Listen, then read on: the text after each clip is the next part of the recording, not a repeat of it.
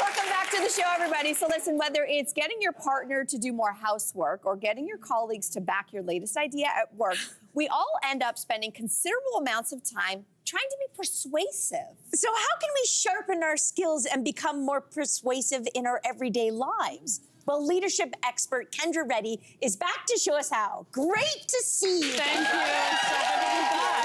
Yeah. Okay, we're going to dive right into it because you say there is a difference between being persuasive and then trying to convince. Yes. What's the difference? Yeah, okay, so convince happens through force, right? I'm trying to force you to change your mind by using facts and data. Persuasion happens through appeal. So you're trying to help someone change their view on things in the hope that they might change their attitude or their belief. But those words, right, convince, persuade, influence, they get all tangled up and they kind of have this like manipulative, I'm gonna take advantage of you sort of feel, right? And it creates this energy of desperate. People can sense and feel when you're trying to use tactics on them.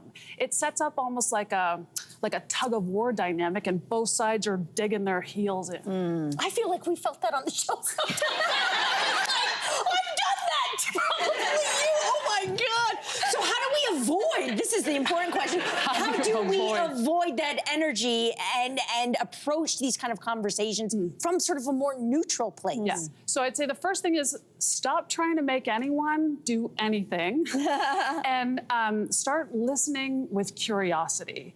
Not listening for like how to get your point across or listening for flaws in their logic, but you really want to listen for like, how do they see things? Where are they coming from? And when you can approach it with curiosity like that and put your own agenda down for a minute, not abandon it, but just set it aside, only when people feel like they've been heard are they going to care at all about anything that you have to say. Oh, very good. That's a good one. Yeah, thank you.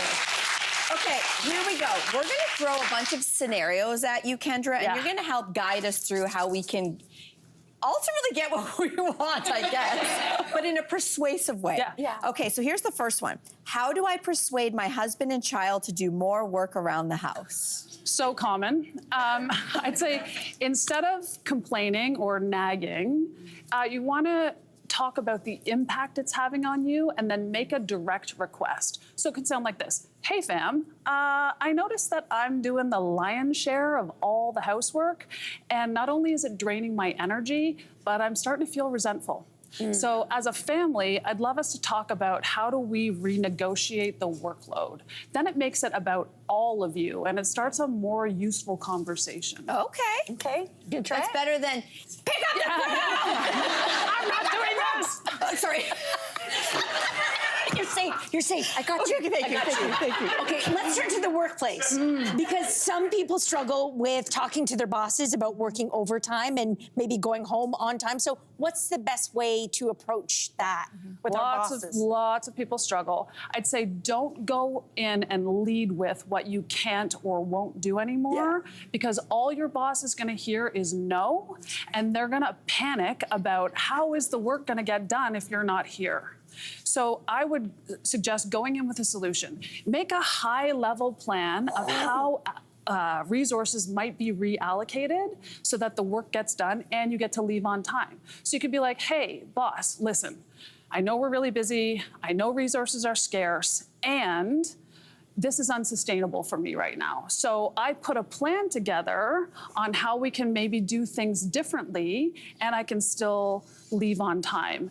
Would you be willing to try it just for a couple weeks? And if it doesn't work, then we can figure something else out. Just come with the solution. Come with the solution. That's great. Yeah. That feels great. Yeah. Okay, next scenario, I think a lot of people are going to be able to relate to this.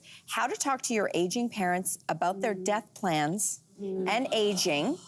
This is a tough conversation. How do we handle this? Yeah, Mel, death is so complex and it's so sensitive.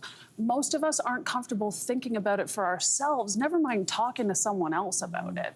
So I'd say allow a lot of time and space, right? It's probably gonna be a series of conversations instead of a checklist of like, well, where's your will? What kind of funeral do you want, right? You can also ask some questions. So like, hey, Mom, how do you see the next 10 years of your life unfolding? Or what was it like for you when your parents started to age? I just had a baby. Should I be thinking about a will or retirement?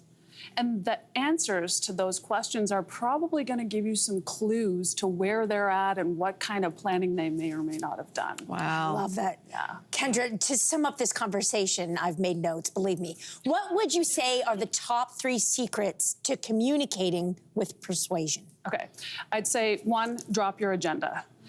People will reveal themselves to you when they really feel heard and cared for. 2, I'd say listen with curiosity. No one wants to be forced into anything, and if they are, you're going to get compliance, not buy-in. And 3rd, progress over perfection. We're never going to convince 100% of the people 100% of the time to do exactly what we want. But by engaging in that process and having those sort of more difficult conversations, you are going to get more information and more context that's going to help inform what's next. Kendra, what a great chat. Yeah, that was fantastic. Really I love it. useful Good. information. Thank you. Thank you so much. Hey there, what did you think? Drop your comments below and join the conversation. And don't forget to like and subscribe so you can find more on everything from food and fashion to pop culture and current events. See you soon.